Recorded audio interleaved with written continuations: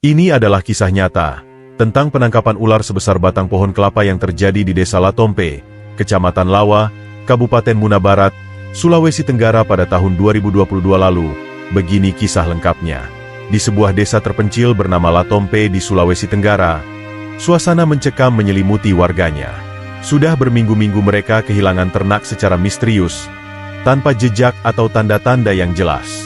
Ayam, kambing, hingga sapi peliharaan warga hilang begitu saja dari kandang. Pagi hari yang seharusnya membawa harapan malah dipenuhi dengan kecemasan. Warga yang bangun pagi kerap menemukan pagar kandang yang hancur atau bekas jejak besar di tanah. Hal ini memunculkan ketakutan sekaligus rasa penasaran. Apakah ini ulah binatang buas? Atau sesuatu yang lebih mengerikan? Desas-desus pun mulai beredar. Ada yang mengaku mendengar suara desis aneh di malam hari, seolah berasal dari makhluk besar yang bergerak di antara pepohonan. Beberapa warga bahkan mengatakan pernah melihat bayangan hitam raksasa di dekat sungai yang mengalir di pinggir hutan. Namun, tidak ada satupun yang cukup berani untuk masuk ke dalam hutan dan mencari tahu kebenarannya. Rasa takut akan bertemu dengan sesuatu yang tidak mereka pahami lebih besar daripada rasa penasaran. Warga akhirnya hanya bisa berkumpul di balai desa, membahas kemungkinan adanya ancaman yang lebih besar. Bagi sebagian besar dari mereka, jawaban tetap menggantung di udara. Sebuah misteri yang semakin membuat malam-malam di Latompe terasa panjang dan penuh ketegangan. La Ensi, seorang petani yang terbiasa dengan kerja keras di ladang, tidak pernah mengira hari itu akan menjadi awal dari sesuatu yang luar biasa. Saat matahari mulai condong ke barat, ia tengah membersihkan kebunnya yang berada di pinggir hutan, menebas semak-semak lebat dan mengumpulkan ranting kering. Namun, langkahnya terhenti ketika pandangannya tertuju pada sesuatu yang ganjil di tanah. Di antara dedaunan yang berserakan, terlihat jejak besar membekas di tanah yang lembab. Bentuknya panjang dan lebar, seolah-olah ditinggalkan oleh makhluk yang tubuhnya melata namun berukuran tak masuk akal. La Ensi mendekat untuk memastikan, tapi semakin ia memperhatikan, semakin merasakan ketegangan merayap di punggungnya. Ini bukan jejak biasa, gumamnya dengan nada yang hampir bergetar. Matanya terus terpaku pada jejak itu. Sambil berdiri terpaku, pikiran La Ensi dipenuhi oleh berbagai kemungkinan. Ia mencoba meyakinkan dirinya bahwa itu hanya jejak ular biasa, meskipun ukurannya jauh di luar dugaan. Namun, bulu kuduknya meremang seolah tubuhnya sendiri menolak menerima penjelasan sederhana itu. Hawa di sekitar terasa berubah. Angin yang bertiup tiba-tiba membawa aroma tanah basah yang asing, bercampur dengan bau anyir samar yang tidak ia kenali. Ketika ia mengikuti jejak itu, langkahnya perlahan menjadi ragu. Jejak itu mengarah ke dalam hutan, menuju semak-semak yang lebat dan gelap. Ia ingin melangkah lebih jauh untuk mencari tahu, tetapi naluri memperingatkannya untuk berhenti. Dengan tergesa-gesa, ia kembali ke desa, membawa rasa takut yang tidak bisa ia hilangkan dari pikirannya. Di sepanjang perjalanan pulang, La Ensi terus melihat ke belakang, seolah-olah sesuatu sedang mengawasinya dari dalam bayang-bayang pepohonan. Saat pagi mulai menjelang dan kabut tipis masih menyelimuti desa Latompe, La Ensi memberanikan diri kembali ke kebun untuk memeriksa jejak besar yang dilihatnya sehari sebelumnya. Suasana hening, hanya terdengar kicauan burung dari kejauhan dan suara gemerisik dedaunan yang diterpa angin pagi. Langkahnya perlahan, penuh kehati-hatian. Namun, langkahnya terhenti seketika ketika ia melihat sesuatu di bawah salah satu pohon yang menjulang tinggi. Di sana, melingkar seekor ular raksasa, tubuhnya sebesar batang pohon kelapa. Sisiknya berkilauan tertimpa sinar matahari yang mulai muncul di sela-sela dedaunan, menciptakan pemandangan yang sekaligus indah dan menakutkan. Lidahnya menjulur keluar, bergerak cepat, memberikan peringatan bahwa ia menyadari kehadiran La Ensi. La Ensi berdiri mematung, napasnya tercekat. Ia hampir tidak percaya dengan apa yang dilihatnya. Ular itu tidak hanya besar, tetapi memiliki aura mengintimidasi yang membuat tubuh La Ensi terasa kaku. Matanya yang merah menyala seolah menembus langsung ke dalam jiwa, membuat ketakutan menjalar ke seluruh tubuh. Detik-detik berlalu seperti seabad saat La Ensi mencoba menenangkan dirinya, tetapi suara desisan pelan dari ular itu membuat kakinya gemetar. Ia menyadari bahwa ia tidak sendirian. Ular itu tahu ia ada di sana. Dengan perlahan, La Ensi mulai mundur, berusaha tidak membuat gerakan tiba-tiba.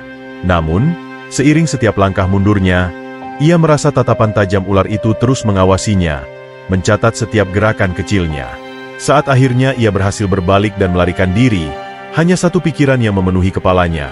Ia harus memperingatkan warga sebelum makhluk ini menjadi ancaman nyata bagi desa. Dengan napas tersengal dan tubuh gemetar, Laensi berlari sekuat tenaga menuju desa. Setiap langkahnya terasa berat, tidak hanya karena lelah, tetapi juga oleh bayangan ular raksasa yang terus menghantui pikirannya. Sesampainya di tengah desa, ia langsung memanggil warga yang sedang beraktivitas pagi. "Cepat, cepat ke sini. Ini bukan ular biasa, ini raksasa," teriaknya dengan suara serak, mengundang perhatian semua orang. Beberapa warga yang sedang duduk di warung kopi menoleh heran, sementara yang lainnya mulai mendekatinya, penasaran dengan keributan itu. Wajah Laensi yang pucat pasi dan napasnya yang tak teratur membuat mereka tahu bahwa apapun yang ia saksikan bukanlah hal sepele. Ketika kerumunan mulai berkumpul, Laensi menjelaskan dengan terbata-bata apa yang telah dilihatnya. Tubuhnya sebesar batang pohon kelapa. Lidahnya menjulur seperti ingin menangkapku. "Kalau kita tidak bertindak, dia akan menyerang desa," teriaknya, matanya membelalak penuh ketakutan. Warga yang mendengarnya terdiam sejenak, mencoba mencerna informasi yang terasa sulit dipercaya. Beberapa orang mulai berbisik-bisik, sementara yang lain tampak ragu. Namun, seorang lelaki tua yang dikenal bijak berdiri dan berkata, "Jika benar apa yang kau katakan, kita harus bertindak segera. Tapi kita harus berhati-hati. Makhluk sebesar itu bukan sesuatu yang mudah dihadapi." Kata-katanya membangkitkan keberanian di hati warga, meski tetap dibayangi oleh rasa takut yang mengintai. Dengan cepat, mereka mulai merencanakan apa yang harus dilakukan, mempersiapkan alat-alat sederhana untuk menangkap makhluk yang telah mengancam ketenangan desa mereka. Malam itu, suasana desa Latompe berubah menjadi tegang.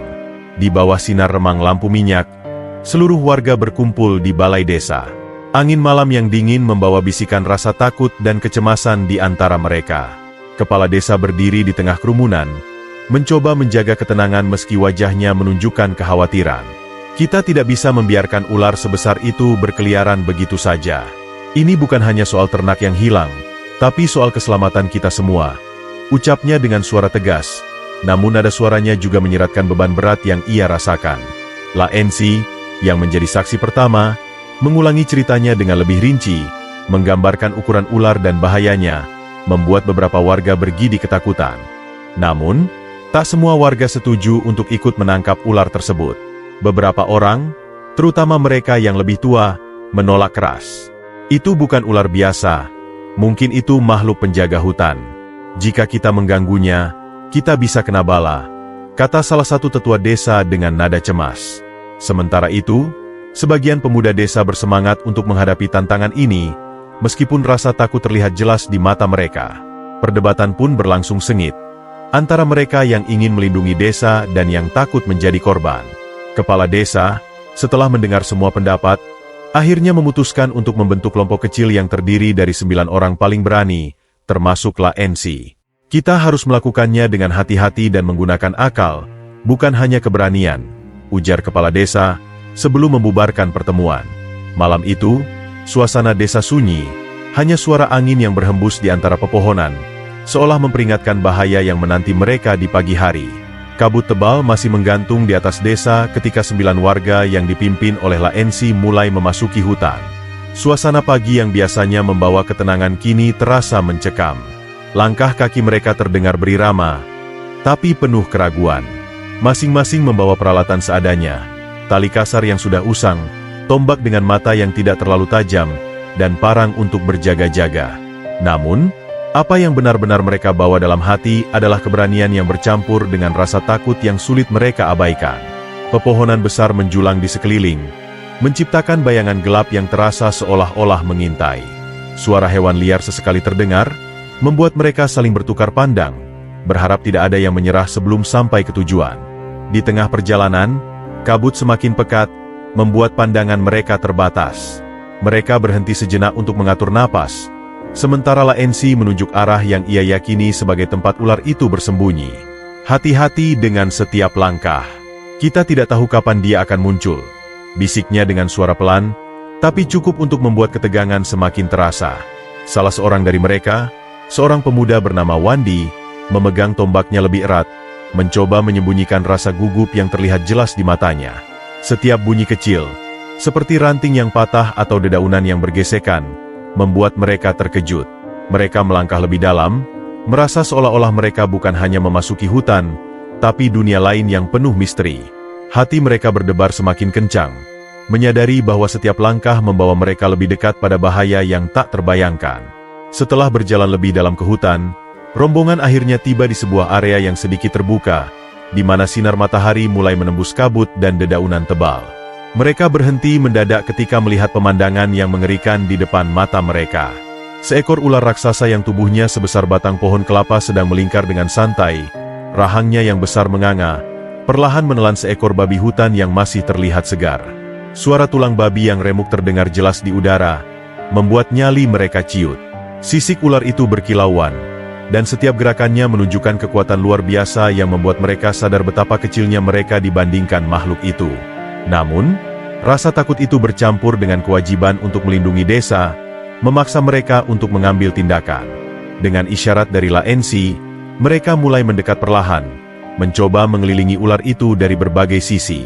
Tapi, seolah menyadari keberadaan mereka, ular itu tiba-tiba berhenti makan dan mengangkat kepalanya tinggi-tinggi. Matanya yang merah menyala menatap langsung ke arah mereka. Dalam sekejap, ular itu melesat ke arah salah seorang warga yang memegang tombak. Serangan mendadak itu begitu cepat, hingga tombak yang dipegangnya patah dengan suara keras saat dihantam oleh tubuh ular yang kuat. Dalam kepanikan, seorang warga lainnya hampir terjatuh ke dalam lingkaran tubuh ular yang mencoba melilitnya. Teriakan panik terdengar, tapi mereka berhasil menarik rekannya dengan cepat, meskipun wajahnya pucat pasi. Pertarungan baru saja dimulai, dan mereka kini sadar bahwa ular ini bukan sekadar makhluk besar, tetapi juga lawan yang penuh ancaman mematikan. Melihat situasi yang semakin berbahaya, Laensi memberi isyarat kepada kelompoknya untuk mundur ke area yang lebih aman. Napas mereka masih memburu, beberapa di antaranya bahkan gemetar setelah hampir kehilangan salah satu anggota. Di tengah ketegangan itu, Laensi mencoba berpikir jernih. Ia mengingat jaring tali besar yang mereka bawa, salah satu alat yang mereka persiapkan sebelumnya meskipun banyak yang meragukan efektivitasnya. Kita tidak bisa melawannya langsung, terlalu berisiko, ujarnya dengan nada rendah tapi tegas. Kita harus menjebaknya. Jaring ini mungkin cukup kuat untuk menahannya, setidaknya sampai kita bisa melumpuhkannya. Meskipun idenya terdengar masuk akal, wajah-wajah di sekelilingnya dipenuhi keraguan. Bagaimana mungkin selembar tali bisa melawan makhluk sebesar itu? Namun, tidak ada pilihan lain. Mereka akhirnya setuju dengan usul Laensi dan mulai mempersiapkan jebakan. Dengan hati-hati, mereka mencari area strategis yang memungkinkan mereka memasang jaring tanpa terlalu dekat dengan ular. Beberapa dari mereka memanjat pohon untuk mengikat ujung jaring, sementara yang lainnya tetap berjaga-jaga dengan tombak seadanya. Ketegangan terasa kian meningkat saat suara desisan ular terdengar semakin dekat, membuat mereka tergesa-gesa dalam bekerja. Jaring itu akhirnya terpasang, namun belum ada yang yakin sepenuhnya bahwa jebakan tersebut akan berhasil. Meski begitu, mereka mencoba menyemangati diri, berharap strategi ini dapat mengatasi makhluk raksasa yang telah meneror desa mereka. Dengan penuh kewaspadaan, mereka bersiap menunggu momen yang tepat untuk memancing ular itu ke dalam perangkap. Setelah semua persiapan selesai, rombongan warga kembali ke lokasi di mana mereka terakhir melihat ular raksasa itu. Namun, setibanya di sana, mereka dikejutkan oleh pemandangan yang membuat hati mereka semakin menciut. Ular itu tidak lagi berada di tanah. Kini tubuh raksasanya melingkar erat di batang pohon kelapa yang tinggi.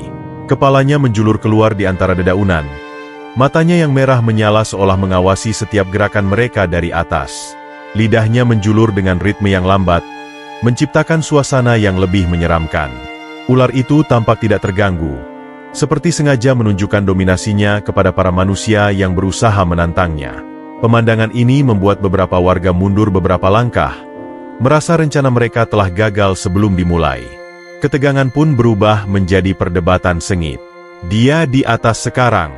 Jaring kita tidak akan berguna, seru salah seorang warga dengan nada panik. Lebih baik kita tinggalkan saja tempat ini sebelum ada yang terluka. Yang lain, terutama para pemuda yang masih penuh semangat, menolak gagasan untuk menyerah. Kita tidak bisa mundur sekarang. Jika kita biarkan, dia akan turun dan kembali meneror desa. balas mereka dengan nada keras. Kepala desa mencoba menenangkan semua pihak, tetapi rasa takut dan frustasi membuat suasana semakin sulit dikendalikan. La Ensi, yang diam sejak tiba, akhirnya angkat bicara. Dia mungkin di atas sekarang, tapi itu berarti kita tahu di mana dia. Kita harus tetap pada rencana, atau kita akan kehilangan kesempatan ini. Kata-katanya membawa sedikit keheningan, meski jelas tidak semua warga merasa yakin. Dengan hati yang masih diliputi keraguan, mereka memutuskan untuk tetap melanjutkan, menyusun rencana baru untuk menghadapi ular yang kini berada dalam posisi yang jauh lebih menguntungkan. Di tengah persiapan yang tegang, salah seorang warga, seorang pemuda bernama Wandi, mengambil langkah gegabah. Dengan keyakinan bahwa ular itu tidak menyadarinya, ia mendekat lebih dahulu, mencoba mengukur jarak untuk melemparkan tombaknya. Namun, gerakannya terlalu cepat dan tidak terencana. Sebelum ada yang bisa memperingatkan, ular itu dengan gesit meluncur dari pohon. Tubuhnya yang besar melesat turun dengan kecepatan yang mengejutkan. Dalam hitungan detik, ekornya yang kuat melingkari tubuh Wandi, menghimpitnya dengan kekuatan yang hampir mematahkan tulang. Jeritan Wandi memecah keheningan, menimbulkan kepanikan di antara warga lainnya. Mereka melihat dengan ngeri bagaimana tubuh ular itu semakin erat melilit, seolah ingin mengakhiri nyawa pemuda malang itu di depan mata mereka. Meskipun ketakutan menyelimuti, La Ensi segera memerintahkan warga untuk bertindak cepat. Serang ekornya. Itu satu-satunya cara untuk membuatnya melepaskan Wandi, teriaknya sambil mengarahkan tombaknya ke arah ular. Dengan keberanian yang dipaksakan, dua warga lainnya mendekat dan menombak ekor ular itu dengan kekuatan penuh. Ular itu menggeram, tubuhnya melengkung dengan gerakan kasar yang hampir membuat Wandi terhempas. Namun, serangan tersebut cukup untuk memaksanya melonggarkan lilitannya. Dengan segenap tenaga, warga menarik Wandi yang hampir pingsan keluar dari lingkaran mematikan itu. Ular itu tampak marah, kepalanya berayun liar, siap menyerang siapa saja yang mendekat. Namun, mereka berhasil mundur untuk sementara, membawa Wandi yang terluka, sementara mereka mencoba mengatur ulang strategi untuk melawan makhluk raksasa itu yang kini semakin agresif.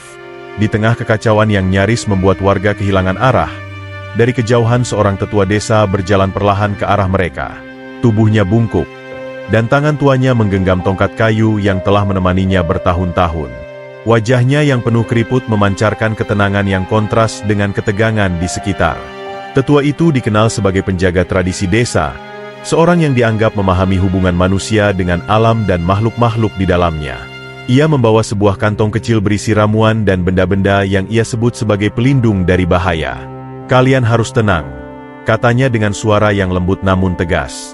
"Makhluk ini adalah bagian dari hutan, dan kita harus menunjukkan bahwa niat kita bukan untuk merusak." Tetua itu lalu mulai menggumamkan mantra-mantra kuno.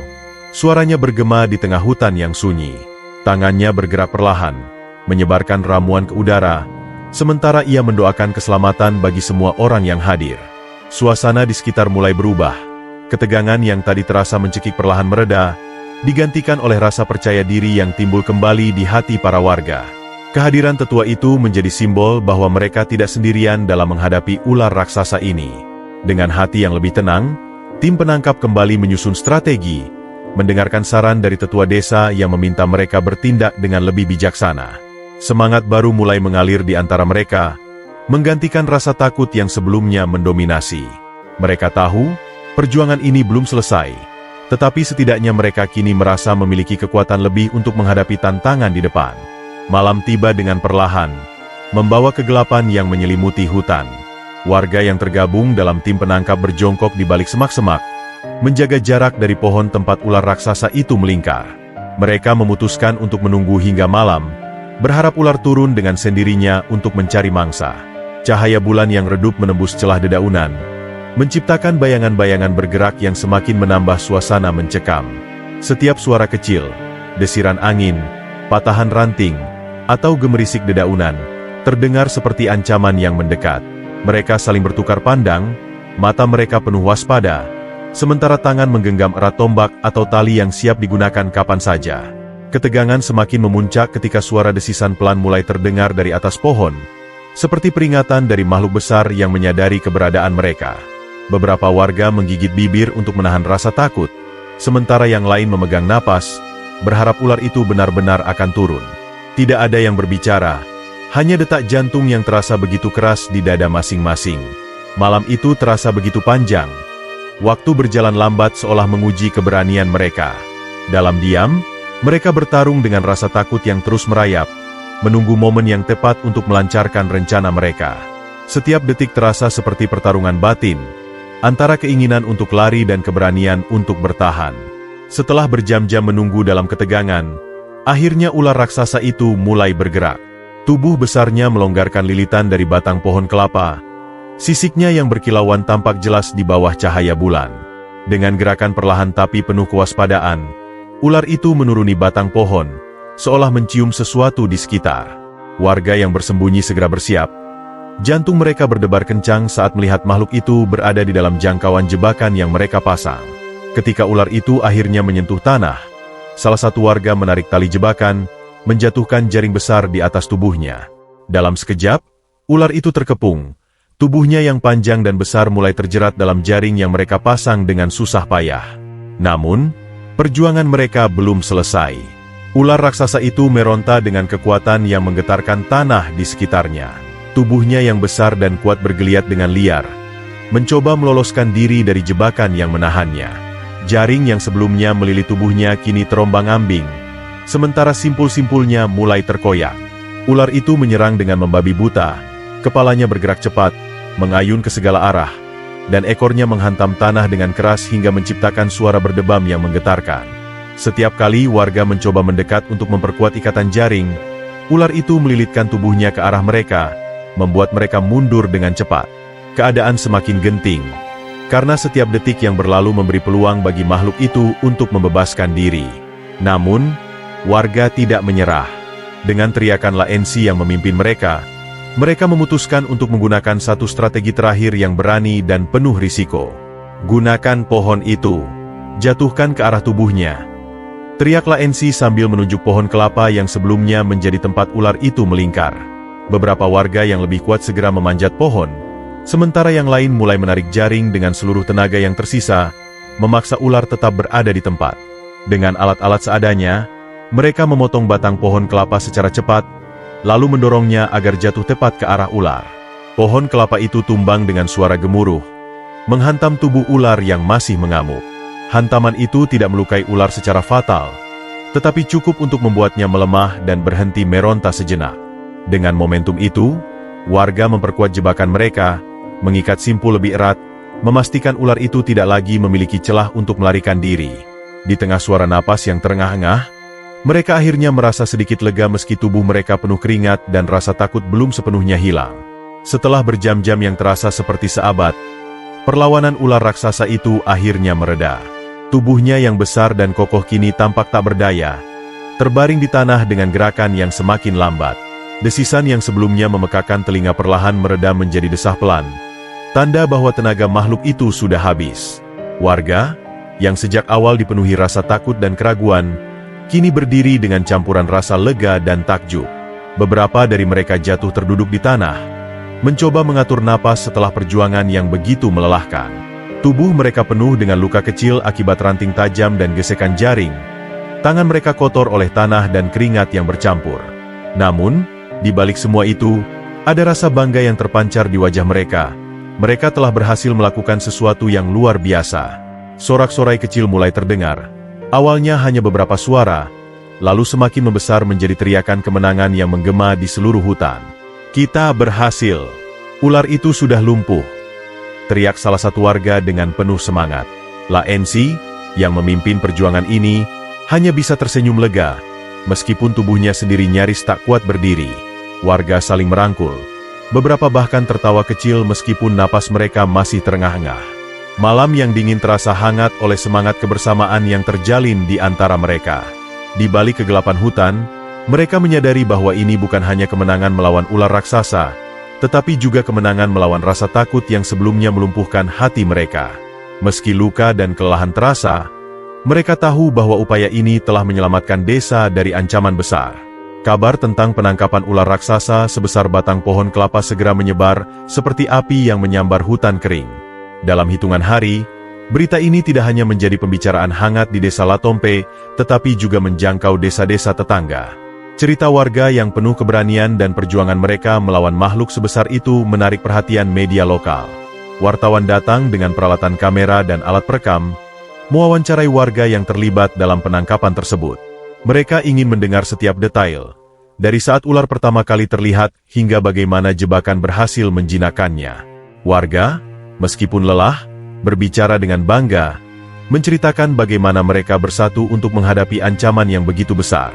Tidak hanya media, petugas dari Balai Konservasi Sumber Daya Alam, BKSDA, juga tiba di desa untuk menyelidiki kejadian ini. Mereka membawa peralatan khusus untuk mengukur panjang dan berat ular tersebut, mencatat data untuk keperluan penelitian. Dengan serius, mereka mendiskusikan bagaimana ular sebesar itu bisa ditemukan di dekat permukiman, dan apakah ada perubahan habitat yang memaksanya keluar dari wilayah alaminya. Kehadiran petugas konservasi membuat warga menyadari bahwa penangkapan ini bukan hanya sebuah pencapaian luar biasa, tetapi juga peringatan tentang pentingnya menjaga keseimbangan alam.